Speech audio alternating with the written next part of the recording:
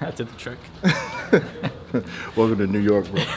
Hey, what's up everyone? It's Assad here with 52 Cards. Today I am with Xavior Spade. Hello. Sleight of hand genius. And we're going to be covering the pressure fan and a really cool application for it as well. Yeah. This is something I've been wanting to teach on the channel, but I personally can't do a pressure fan for some reason. What are you going to learn today? I'm going to learn today along with you guys. So hope you enjoy. Let's get into it. One of the features of this fan is it makes a wider fan. If you do thumb fans, you know, it's kind of small, but a pressure fan will give you this big, wide fan.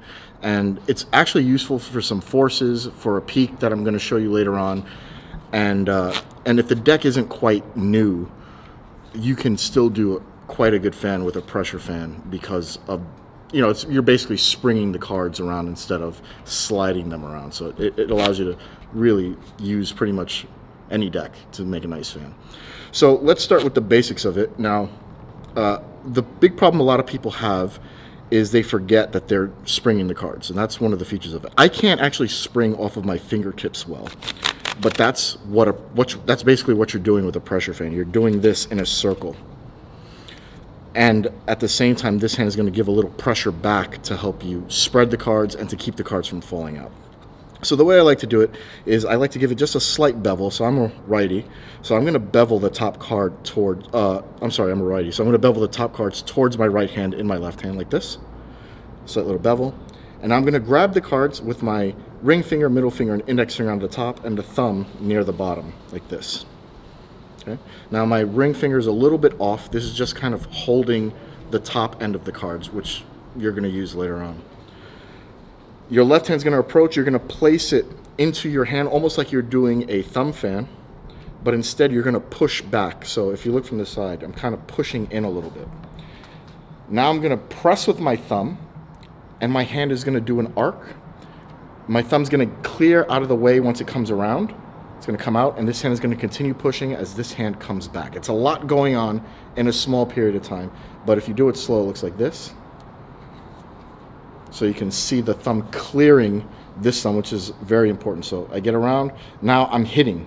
Right here, my thumb is hitting my other thumb. I move it out of the way, and I use the pressure of both hands to finish off the fan.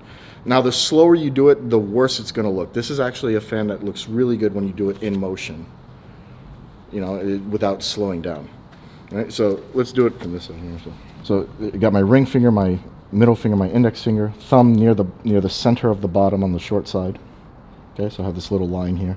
Bevel it just a little bit. Contact the hand. Thumb's going to grip right next to where the thumb would be here. Flat.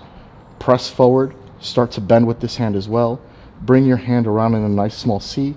Once your thumbs hit, let go and continue the fan with the pressure pushing forward of this hand. Like that. So.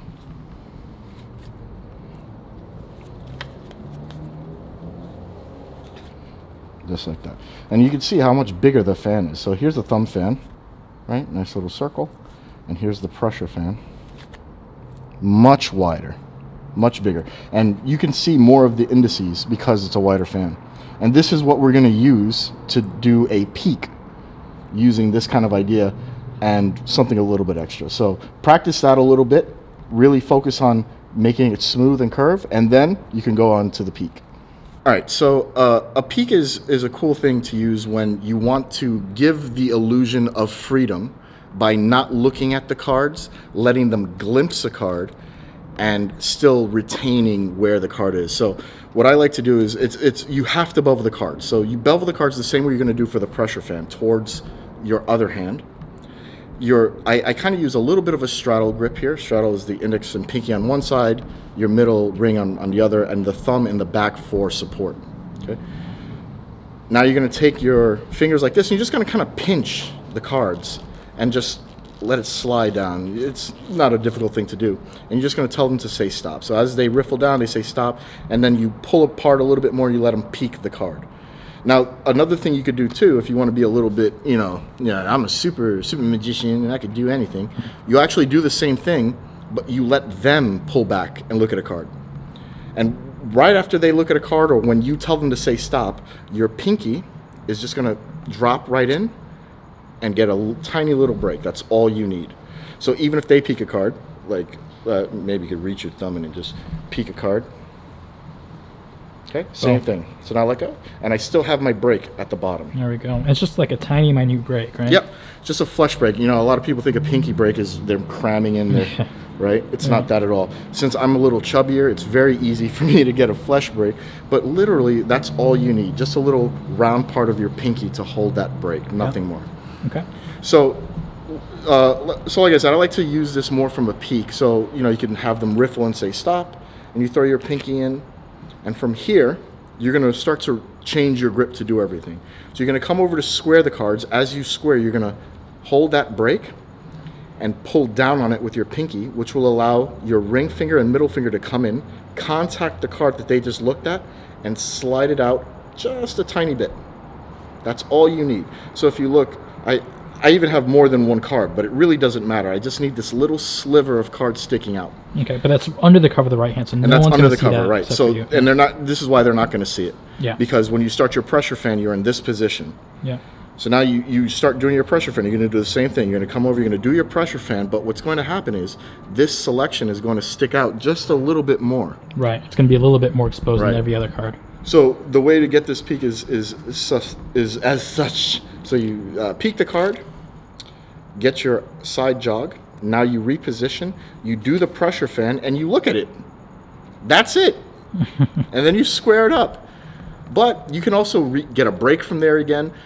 You can turn the fan around and try to do it. So, you know, you peek this way, you go here, you know, you go there, you talk for a minute, and then you just glimpse. Or you can come back, square up, holding that break because you still have that side jog card, and then glimpse it later using another peek that you may learn, or what have you. But in a quick pinch, you could just come here, do your pressure fan, see your card, square it up, and move on to reveal it or whatever else you want to do. All right, hope you guys really enjoy that tutorial. If you want to learn some more sleight of hand and different moves and applications from Xavier, make sure you check out his channel in the description box down below. It's tasty. Really tasty. But until next time, we'll see you later.